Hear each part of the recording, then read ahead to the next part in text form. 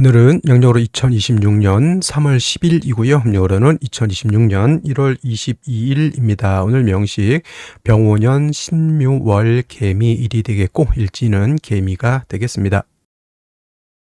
자, 다시 오늘의 명식을 살펴보도록 하겠습니다. 제일 중요한 것 일간, 개수일간이 되겠고요.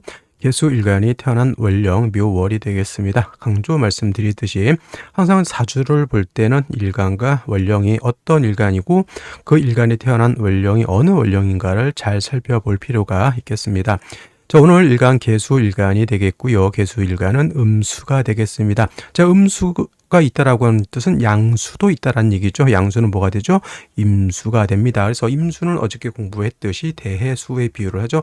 큰 바다라든가 강, 호수 같은 개념으로 쓰이는 것이고, 임수는 왕하면 충분지성이 있다 이렇게 표현하죠. 물이 범람해서 천하를 다 휩쓸고 지나가게 되면 남는 게 없습니다. 그래서 임수는 왕할 때 이 충분한 성질을 어떻게 잘 관리할 것이냐가 관건이 되는 것이고, 음수인 개수라고 하는 것은 어떤 수로 보죠? 우로수로 봅니다. 쉽게 말하면 옹달샘이라든가 사람이 먹을 수 있는 음용수 이렇게 볼 수가 있겠죠. 왕해도 임수처럼 충분하는 성질은 없습니다. 개수의 특징은 어디에 있다? 한마디로 청징함에 있다. 맑고 깨끗한 것이 수의 생명이다.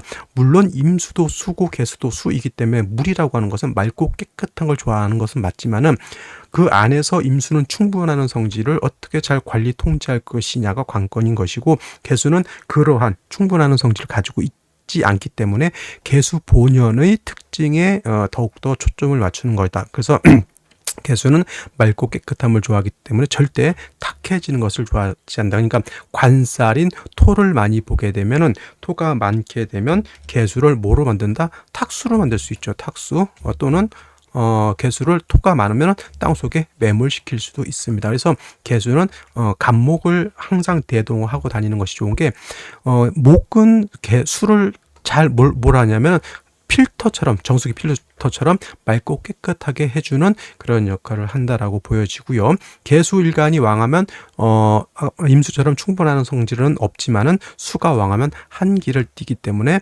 개수가 왕하면 병화를 같이 쓰는 것이 필요하다 이렇게 볼 수가 있겠습니다. 자, 이런 개수가 태어난 월령이 묘월이죠. 묘월. 개수가 묘월이 태어나게 되면 일단 격국을 보게 되면은 음수가 음목을 받기 때문에 식신이죠. 식신격이 됩니다. 하지만 묘월은 목이 12달 중에서 12개월 중에서 목이 가장 왕성한 시절이 바로 이 묘월입니다. 목은 여기가 임간지가 아니라 여기는 제왕지가 되겠죠. 제왕지, 목의 제왕지가 되기 때문에 굉장히 세력을 크게 얻고 있다 이렇게 볼 수가 있겠습니다. 그래서 일간 개수는 약하고 목은 굉장히 왕한 상태, 설기태가 설기 과다한 그런 국세가 된다라고 볼 수가 있겠고요. 자, 그러니까 일간이 약하고 목이 왕하니까 묘월에 개수가 태어나게 되면 어떻다? 인성 또는 비경겁제가 있어서 약한 개수를 도와줘야 된다. 이때 비경겁제보다는 인성을 얻어서 목을 이렇게 생해주는, 목을 억제하고 수를 생해주는 것이 필요하다 이렇게 보게 되는데, 자, 일지 먼저 보게 되면 미토를 얻었습니다. 미토라고 하는 것은 어떤 토가 되죠? 미토라고 하는 것은 건토가 됩니다. 건토, 마른 땅이죠. 그 다음에 칠살이기 때문에 개수 밑에 미토가 있으면 어떻게 돼요? 개수가 자칫 탁수가 될 수 있다라고 하는 점 잘 생각해 두시면 좋겠고요. 그 다음에 이제 묘목하고 미토하고 이렇게 묘미 합이 되니까 목이 식신인 목이 더욱더 세력을 얻는다 이렇게 보여집니다. 그리고 연지 보게 되면 오화 편제를 얻었고요. 병화가 천간에 투출하게 되니 목화가 왕해지게 되면 목은 수의 기운을 뺏어가는 것이고, 화가 왕해지면 화가 왕해질수록 수는 고갈되죠. 화왕 수갈이라고 해서 물이 마르게 된다라고 하는 점.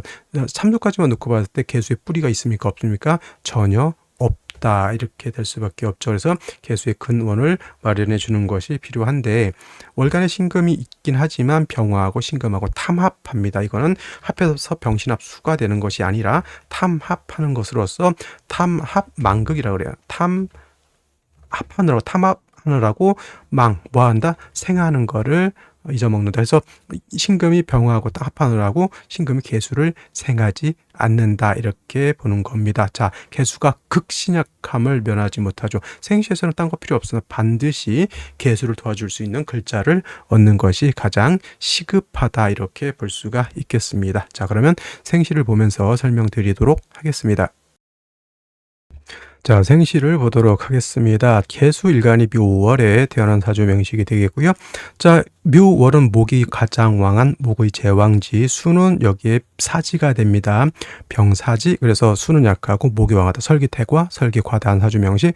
미토가 있어서 묘미 합이 되니까 식신은 더 왕해질 것이고, 더해서 오화의 뿌리였던 병화까지 투출하니 목화가 세력을 얻게 돼서 개수는 마르게 고갈될 수밖에 없다. 겠다. 신금이 있어서 나를 도와줄 것 같긴 한데 병화하고 탐합하느라고 뭐가 된다 그랬죠? 탐합 망생, 신금이 개수를 생하지 못한다. 일간이 극신약하니 어떻다? 반드시 인비의 조력을 얻을 수 있는 생시를 얻는 것이 필요하다. 자, 임자씨는 자수를 얻었기 때문에 개수가 뿌리를 얻고요. 그 다음에 일간이 약할 때는 임수가 도움이 됩니다.